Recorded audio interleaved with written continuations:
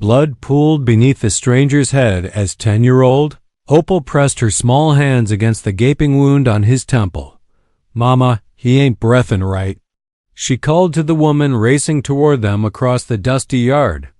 Cordelia Whitmore dropped her wash basket and fell to her knees beside the unconscious man who'd collapsed just outside their rickety fence. His fine clothes were torn and mud-stained, his breathing shallow and ragged. A magnificent black stallion stood nearby, reins trailing, nostrils flaring with distress. "Fetch Doc Henley." Cordelia commanded her eldest son, 12-year-old Jasper, who was already untying his father's old mule from the post. The boy leaped onto the animal's back and thundered down the dirt road toward town, leaving a cloud of dust in his wake. "Is he gonna die like Papa did?" whispered 6-year-old Clementine, clutching her cornhusk doll against her patched dress. Cordelia's heart clenched at her youngest daughter's words, but she pushed the painful memories aside. "Not if we can help it, sugar." She examined the stranger more closely. Beneath the dirt and blood, his face was strong and handsome, with silver threading through his dark hair. His clothes, though ruined, were clearly expensive. Gold glinted at his vest pocket. Working together, the small family managed to drag the unconscious man into their one-room cabin. Cordelia sent Opal to boil water while she began cleaning his wounds with strips torn from her own petticoat, the only clean cloth she possessed. As she worked, she noticed calloused hands that spoke of honest labor despite his fine attire, and a deep scar across his knuckles that suggested he'd known hardship. "Mama, look." Opal pointed to a leather satchel that had fallen from the man's coat.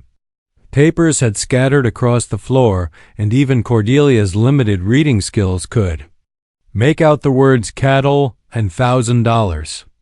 Before she could examine them further, the man's eyes fluttered open, the deepest blue she'd ever seen, like storm clouds over the prairie. He tried to sit up, groaning with the effort. "Easy there," Cordelia murmured, pressing him back down. With gentle hands, "You took quite a tumble. My boy's gone for the doctor." The stranger's gaze moved slowly around the sparse cabin, taking in the dirt floor, the single window covered with oiled paper, the children's faces peering at him with curious concern. When his eyes returned to Cordelia's face, something shifted in their depths. "Water," he rasped. Clementine immediately fetched their only cup, filled with precious well water, and helped him drink with the tenderness of a child who'd learned too young how to care for the sick. "What's your name, mister?" Opal asked, perching beside him with the fearlessness of youth. The man's hand moved instinctively to his vest pocket, then stopped. He studied each face surrounding him, the widow with worry lines etched too deep for her years, the children whose clothes bore more patches than original fabric, yet whose eyes shone with kindness. "Beaumont," he said finally. "Beaumont Sterling." Doc Henley arrived at sunset, his medical bag clanking as Jasper led him into the cabin. The grizzled physician examined Beaumont's head wound with practiced efficiency, his weathered face grave in the lamplight. "Concussion, possible skull fracture," he pronounced, wiping his hands on a rag. "He needs constant watching for the next few days. Any sign of confusion, vomiting, or deep sleep you can't wake him from, and you send for me immediately." Cordelia's heart sank.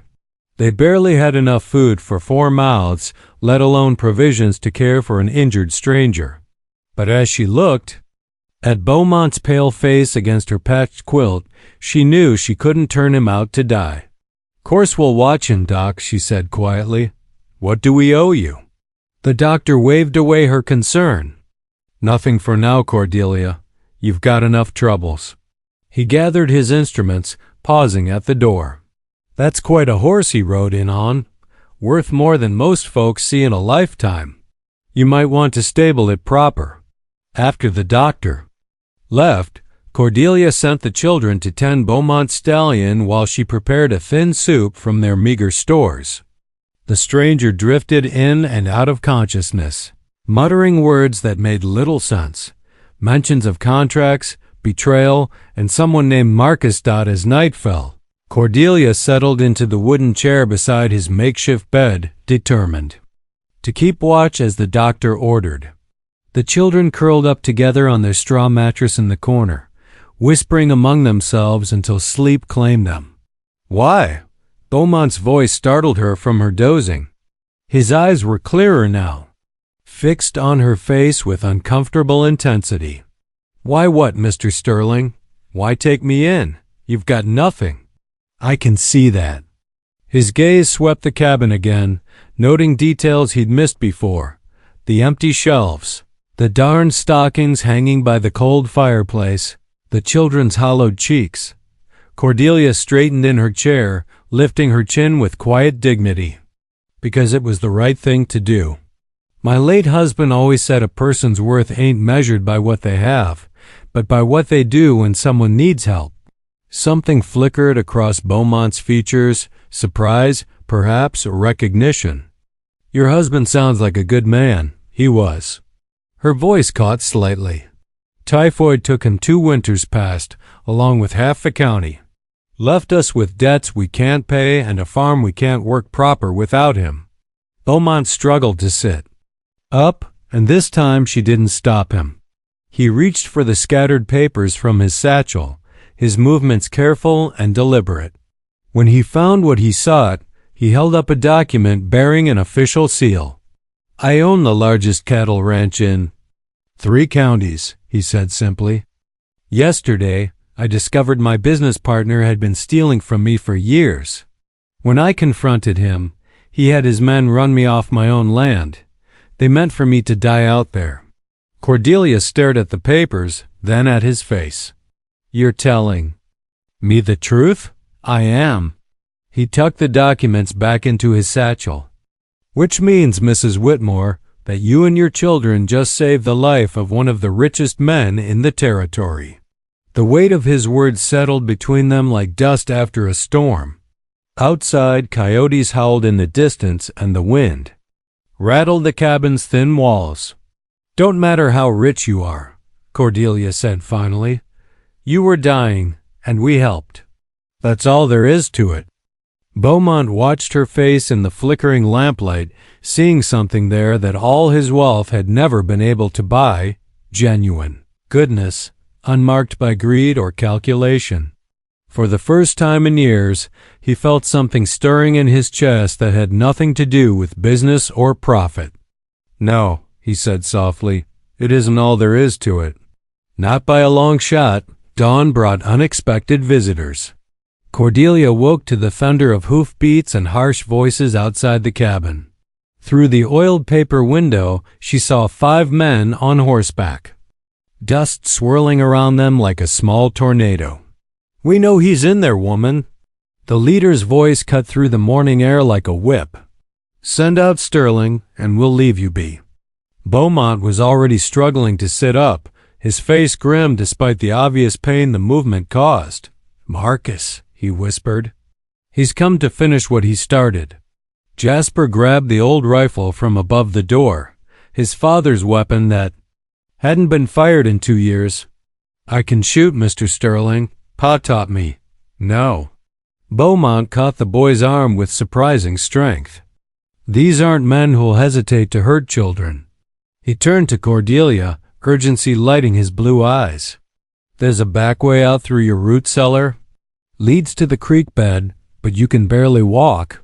"I can walk." He was already reaching for his boots, jaw set with determination. "Mrs. Whitmore, I won't bring violence to your family.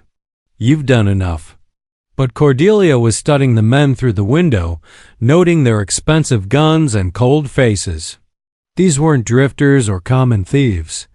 They were killers, and they wouldn't leave witnesses behind. "Opal, take Clementine down to the cellar," she ordered quietly. "Stay hidden no matter what you hear." "Mama, go, now." The little girls disappeared through the trap door just as Marcus dismounted, his spurs jingling ominously as he approached the cabin door. "Sterling." I know you're alive in there. My boys tracked your horse's prints right to this hovel." He kicked the door hard enough to rattle the frame. "Come out peaceful, and we'll make it quick. Keep hiding behind a woman's skirts, and we'll burn this place down with all of you inside." Cordelia felt Beaumont tense beside her, saw the rage building in his eyes. Before he could do something foolish, she made a decision that would change everything. "He ain't here," she called out, her voice steady and convincing. "Stranger came through yesterday, hurt bad. We patched him up and he rode out before dawn." Marcus's laugh was ugly. "You're lying, woman. That horse is still in your lean-to." Horse was too lame to travel. Man said he'd send someone back for it. Cordelia opened the door boldly, stepping onto the porch with Jasper beside her. "You can search the place if you want, but you'll find nothing but a poor family trying to get by." The tension stretched taut as a bowstring as Marcus studied her face, looking for signs of deception.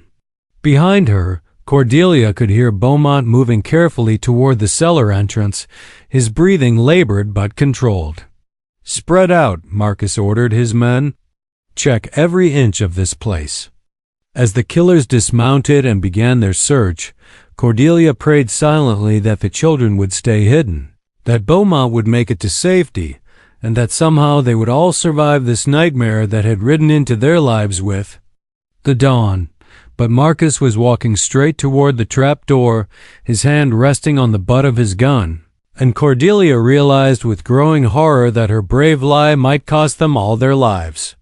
"Nothing in the barn but one lame horse," called one of Marcus's men, spitting tobacco juice into the dirt. "Mighty fine animal for folks this poor to own." Marcus's eyes narrowed as he studied Cordelia's face. Maybe Sterling traded it for their help. Man gets desperate enough, he'll part with anything. He gestured toward the trap door with his pistol. "What's down there, woman?" "Root cellar. Stores what little we got for winter." Cordelia's voice remained steady, though her heart hammered against her ribs. Below, she knew Beaumont was hiding with her daughters, probably armed with nothing but his determination to protect them. Marcus grabbed the rope handle and yanked the door open.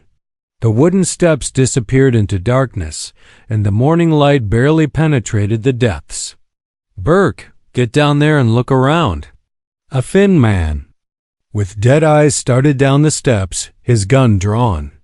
Cordelia closed her eyes, certain this was the end, then gasped as a thunderous crash echoed from the cellar. Burke's scream was cut short by a sickening thud. "Burke!" Marcus leaned over the opening, peering into the shadows. "Burke, you answer." "Me." Silence.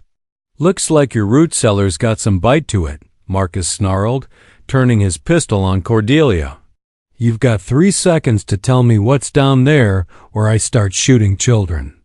Before Cordelia could respond, Beaumont's voice rose from the depths, cold and commanding despite his injuries. "I'm down here, Marcus, just me and your dead friend. Send the rest of your boys down one at a time if you want to join him." Marcus's face twisted with rage and something else, fear. "You always were too clever for your own good, Sterling. But you're hurt bad, and there's 4 of us left. We can wait. Can you?" Beaumont's laugh echoed eerily from below. "Because I sent word to Sheriff Morrison last night about what you've been up to. Should be here with a posse any time now." It was a bluff, but a good one. Marcus glanced nervously down the road, then back at his remaining men. These were hired killers, not soldiers. Loyalty only went so far when facing uncertain odds. "He's lying," one of them muttered. No way he could have sent word. But doubt had crept into their faces, and Cordelia saw her chance. "Boy who fetched." "The doctor yesterday," she said loudly. "Jasper here. Tell them where you went after Doc Henley's." Jasper, bless his quick mind, caught on immediately. "Stopped at the sheriff's office, just like Mr. Sterling asked. Sheriff Morrison was mighty interested in hearing about them cattle rustling you been doing, mister." It was pure invention, but delivered with such conviction that Marcus actually took a step backward. The sound of distant hoofbeats, probably just wild horses, but perfectly timed, made his head snap around toward the horizon. "This ain't over, Sterling," he shouted toward the cellar. "You can't hide forever." But he was already backing toward his horse, his men following suit. Whatever hold he'd had over them was breaking in the face of potential law enforcement and an enemy who'd already killed one of their number from a position of apparent weakness. Within minutes, the riders were disappearing in a cloud of dust, leaving behind only Burke's body in the root cellar and the acrid smell of fear sweat in the morning air. Beaumont emerged from the cellar slowly, helping Opal and Clementine climb out ahead of him. His face was pale with exertion and blood seeped through the bandage on his head, but his eyes were fierce with protective anger. "Are you hurt?" Cordelia rushed to him, her hands fluttering over his injuries. "You shouldn't have. They would have killed you all," he said simply. "I couldn't let that happen." As she helped him back into the cabin, Cordelia realized something had fundamentally changed between them. This man had risked his life for her children, had made their fight his own without hesitation or calculation, and looking into his storm blue eyes, she saw her own fierce protectiveness reflected back at her, along with something deeper and more dangerous than gratitude. "They'll be back," Beaumont said quietly, accepting the cup of coffee Cordelia offered with hands that trembled slightly, whether from his injuries or the morning's violence. She couldn't tell. Marcus won't give up that easily. Too much money at stake. Cordelia settled beside him on the cabin's only chair, studying his profile in the afternoon light. The children were outside, burying Burke's body with the grim efficiency of prairie folk who'd learned early that death was a frequent visitor. "How much money?" Beaumont pulled out his satchel again, spreading papers across the rough table. "Cattle contracts worth nearly $50,000. Marcus has been forging my signature, selling my herds and keeping the profits.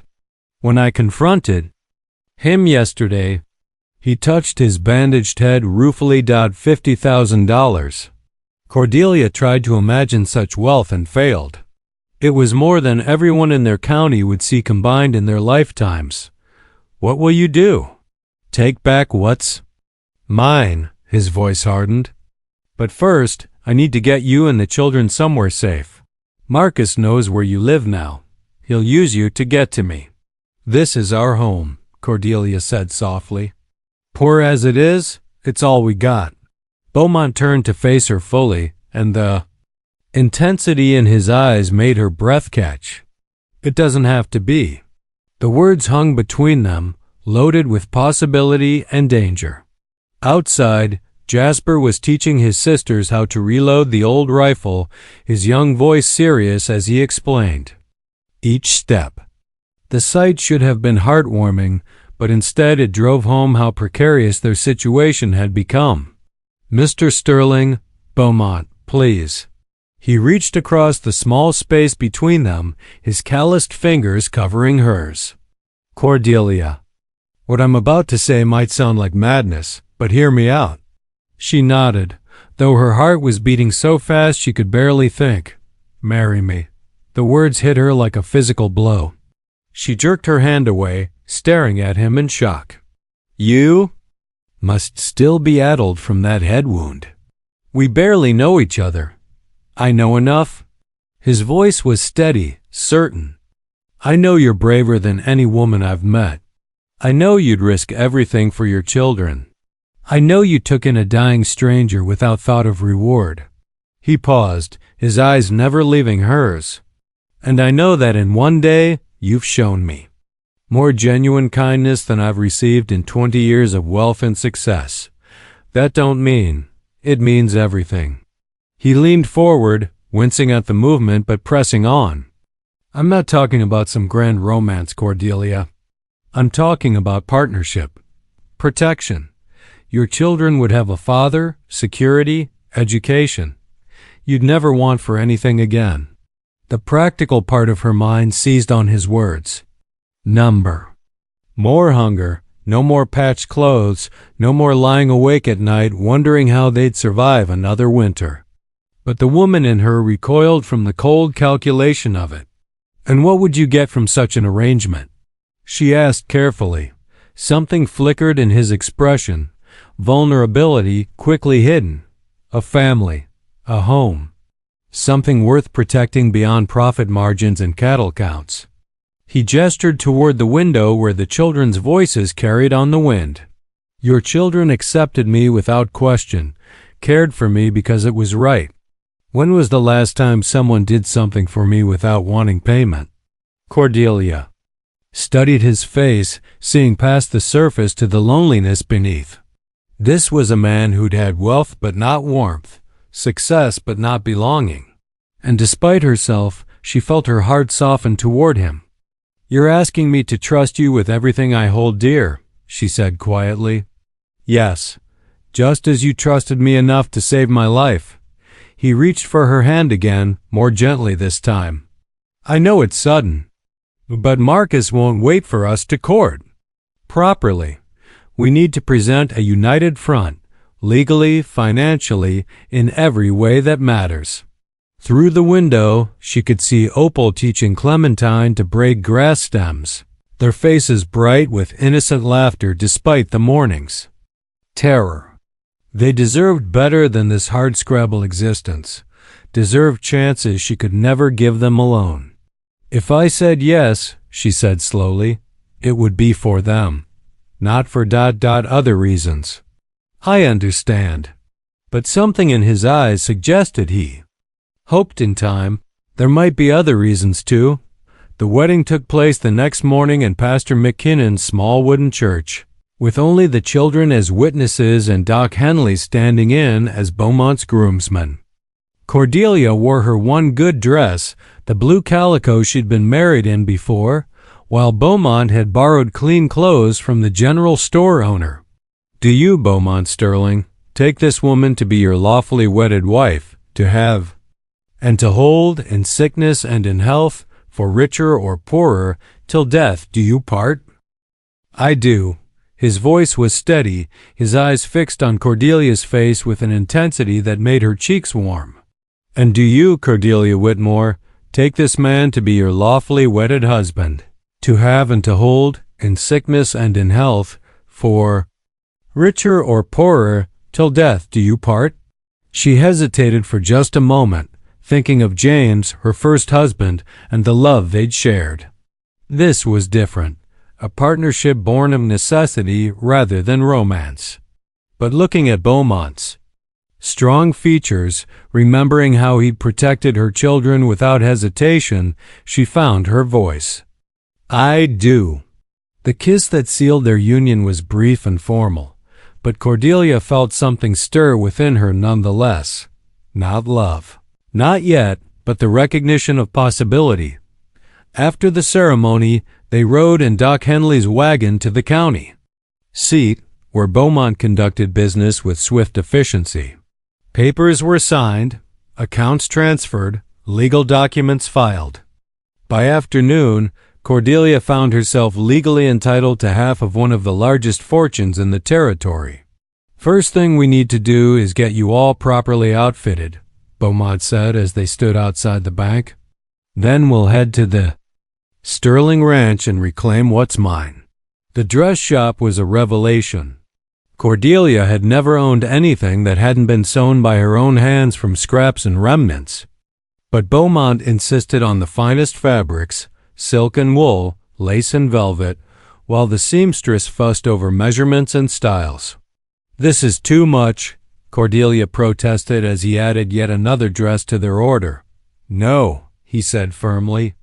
It's not nearly enough. You're Mrs. Beaumont Sterling now. You need to look the part. The children were equally transformed. Jasper stood straighter in his first real suit, while Opal and Clementine marveled at their new dresses with ribbons and proper shoes. But it was more than clothes that changed. It was confidence, the way they carried themselves when they realized they belonged to wealth now. As evening approached, they made camp on the outskirts of Sterling Land.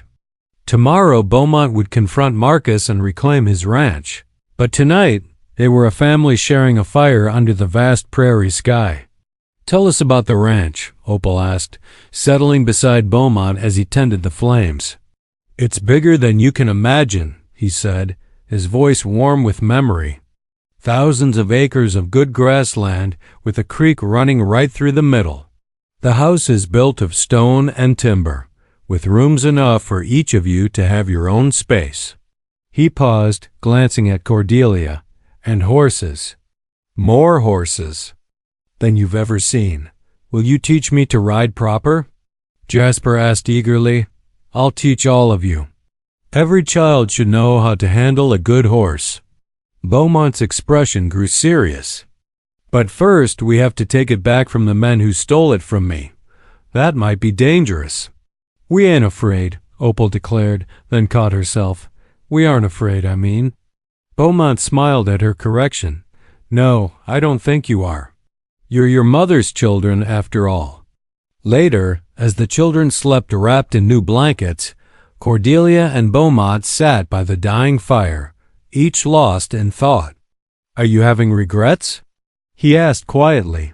She considered the question seriously. "About marrying you?" "No. About what we might be walking into tomorrow? Maybe. We don't have to do this. I could send you and the children somewhere safe while I handle Marcus alone." "No." Her voice was firm. "We're family now. We face things together." He turned to look at her, firelight dancing across his features. "Family," he repeated, as if testing the word. "I'd almost forgotten what that meant." "Well," Cordelia said softly, "I reckon you're about to remember." The Sterling ranch house rose from the prairie like a monument to prosperity, 2 stories of native stone and timber, with a wide porch that wrapped around 3 sides and windows that caught the morning sun like jewels. Cordelia had never seen anything so grand, and from the children's awed silence, neither had they, but their admiration was quickly tempered by the sight of armed men lounging around the property, their guns casually displayed, their faces hard, with the confidence of those who believed might made right. 12 men, Beaumont counted quietly from their vantage point behind a stand of cottonwoods. "More than I expected. Marcus has been busy. What's the plan?" Jasper asked, his young face serious with responsibility beyond his years. Beaumont smiled grimly. "Sometimes the best plan is the simplest one." He reached into his saddlebags and pulled out a leather portfolio. "Legal documents. I own this land, free and clear, with papers filed in 3 counties to prove it. Marcus can hire all the guns he wants, but he can't fight the law forever." They rode toward the house in broad daylight, making no attempt at stealth. The guards noticed them immediately, shouting alerts and reaching for weapons. But Beaumont kept his family riding steady and calm, his own hands clearly visible and empty of weapons. Marcus emerged from the house as they approached, his face twisted with rage and disbelief. "You're supposed to be dead, Sterling. Disappointed?" Beaumont dismounted and helped Cordelia down, his movements deliberate and unhurried. "I'd like you to meet my wife, Mrs. Sterling, and these are my children." The words hit Marcus like physical blows.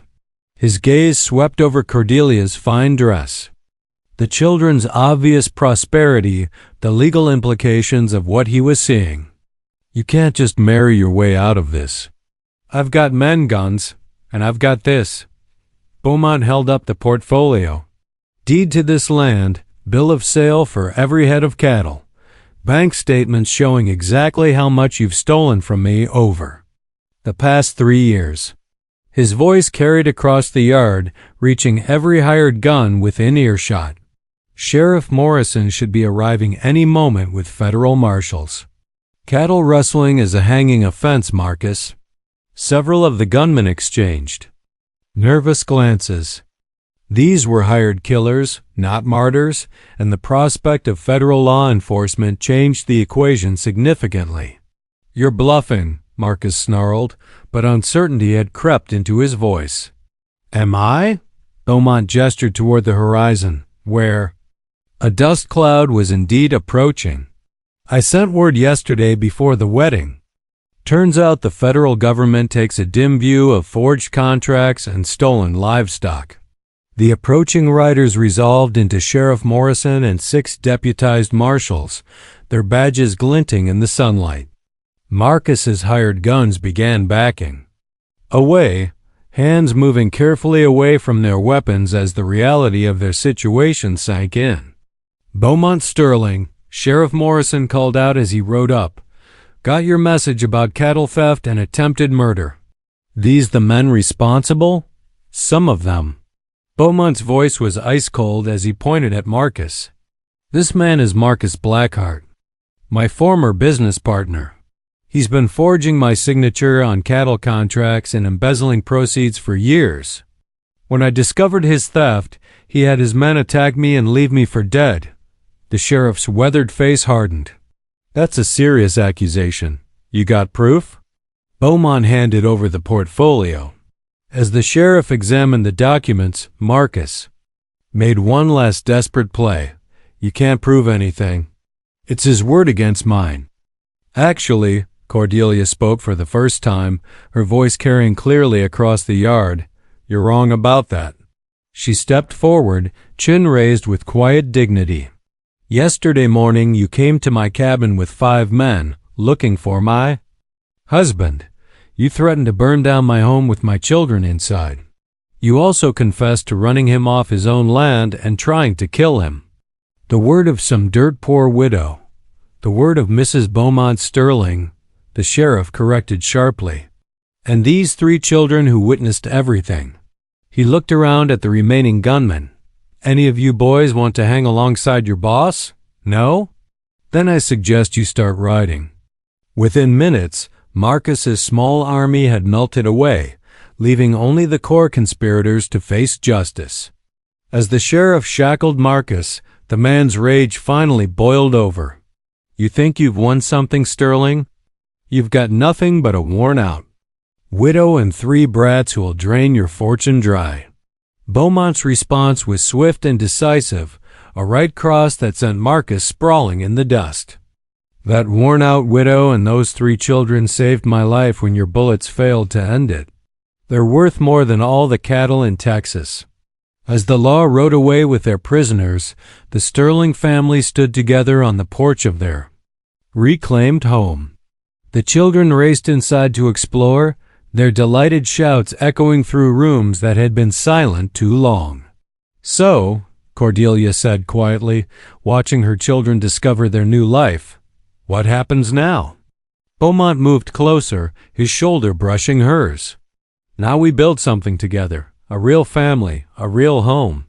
He paused, then added with surprising vulnerability, "if you're willing." Cordelia looked at this man who had married her out of necessity but defended her out of something deeper.